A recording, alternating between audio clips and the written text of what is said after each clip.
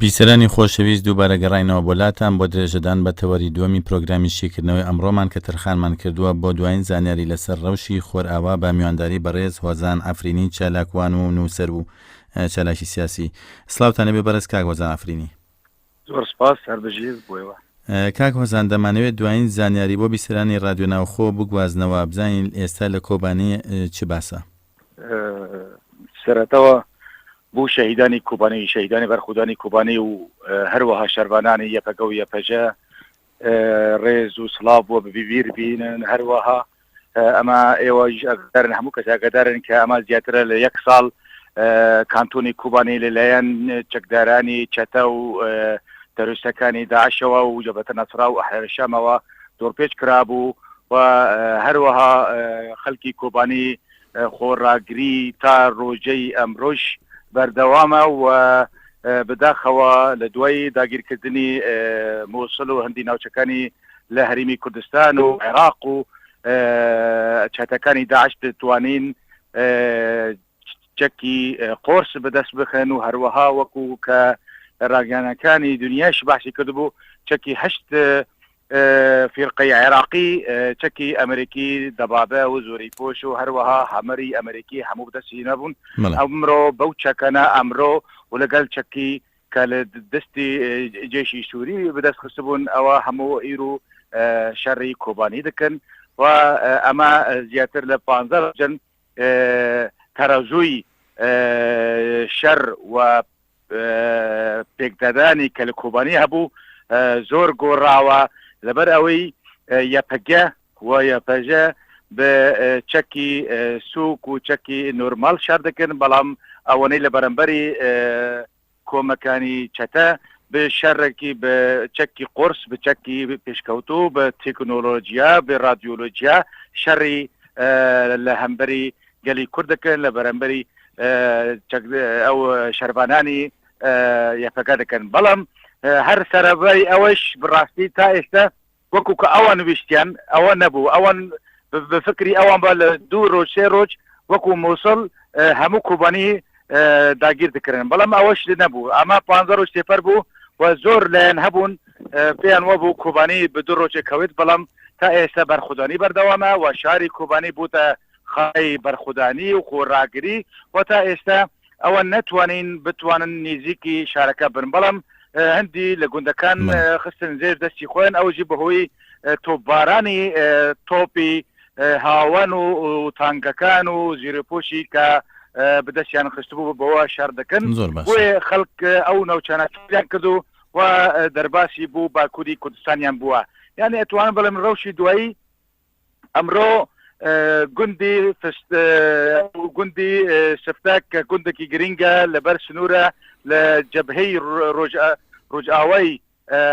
کۆبانی جارێکە دیکە ڕزگاریان کردن و 3 گری گەورە زۆر استراتیژیش کەوتنە دەستی هێزەکانی کوردی یەپەگە و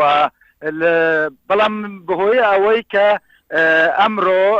چەتەکانی داعش تێکشکان لە جەبهەی ڕۆژئاوا لە جەبهەی ڕۆژهەلات دەست بە بارانی سونەرەکانی شاری کۆبانیان کردووە وەکو کە بیستومانە شەهیدێکمان هەیە هەروەها خەڵک و چەند کەسێکی بریندار هەیە ئەوەژی بەهۆی تۆپبارانکردنی لەلایەن داعشەوە تۆپبارانکردنی بە ئاوایەکی عەشوایی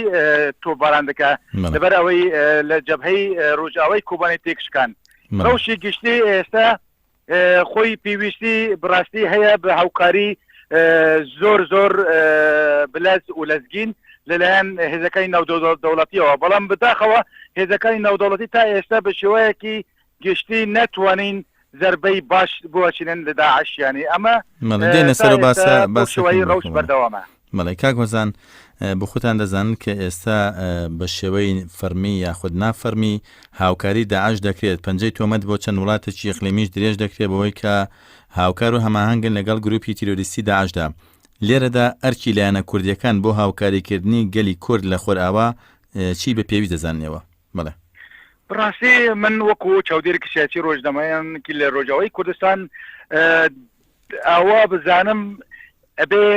لایەنە سیاسەکانی کوردستانی بە پەلە زۆر بەپەلە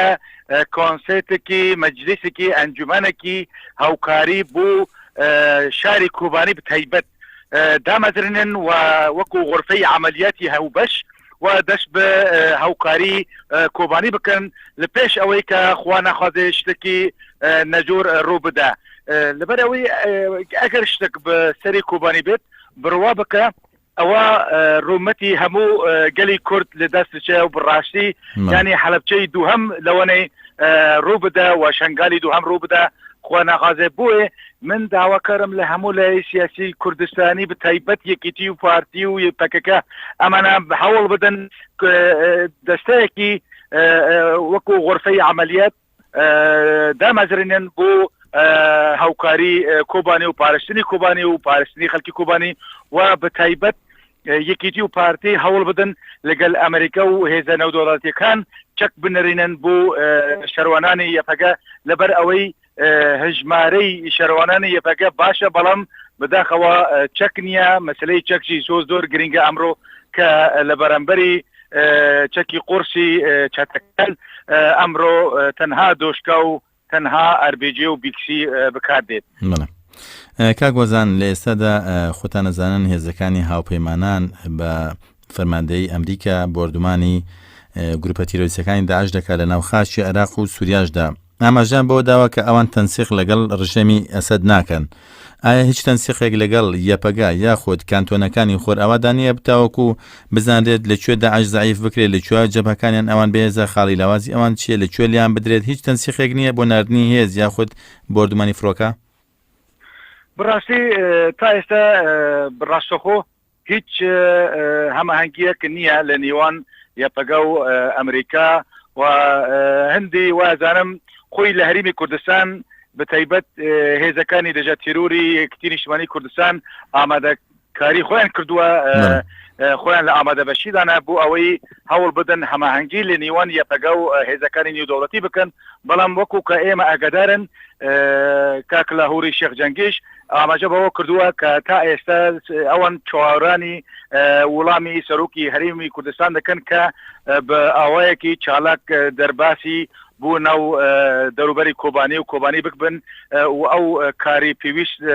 دەست پێ بکەن بەڵام تا ئێستا ئەوان بەو شێوایی و ئازانم لە چاوەڕانی وڵامی سەرۆکی هەرێم دەکەن بەڵام ینی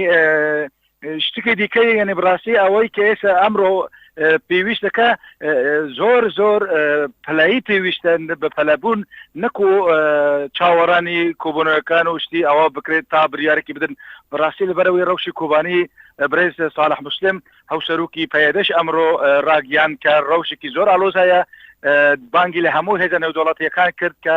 هەوڵ بدەن دەستێوەردانێکی ڕاستەقینە بکەن و بتایبەت لایەنی کوردیش بە هەمان شێوە ئەمە بڕاستی مەترسیەکی زۆر گەورە هەیە لەسەر کۆبانی هەرچەندە بەرخودانی هەیە خوراگری هەیە بەڵام دەبێت و ئەوە بڕاستی دەستێوەردانێکی نێودەوڵەتی و کوردستانی هەبێ بۆ ئەوەی بتایبەت ئەوە لە سوی یەکێتی نیشتیمانی کوردستان و پارتی دیموکراتی کوردستان و حکوومەتی هەرێم دەکەوێت لەبەر ئەوەی ئەمان زیاتر پەیوەندیان هەیە لەگەڵ دەرەوە لەگەڵ لایەنە سیاسەکانی نێودەوڵەتی هێزە نێودەوڵەتیان بۆ چۆن هاوکاری ئەوان کرد بۆ دەرهێنانی داعش لە خاکی هەرێمی کوردستان بە هەمان شێوە ئەوان ئەتوان ڕۆلی خۆیان ببینن بۆ هاوکاری ڕۆژاوای کوردستان و پارێزتنی کۆبانی. سپاس دەکەم بەڕێز کاک وەزان ئەفرینی سپاس بۆ زانیاریەکانت کە لە تەوەری دووەمی شیکردنەوەی ئەمڕۆ لەگەڵمان بوویت بیسەرانی خۆشەویست سپاس بۆ ئێوەش کە تاوەکوم ساتە وەختە بیسەری بەرنامەی شیکردنەوەی ئەمڕۆمان بوون بۆ ئومێدی ڕاکێشانی سەرنجتان.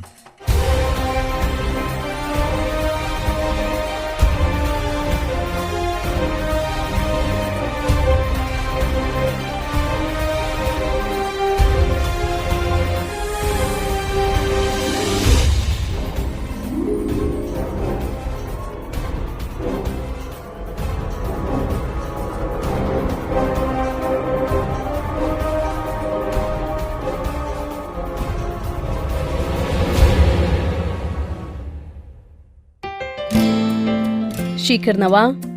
بە سپۆنسەری نۆرس بانک پێشکەشکرا.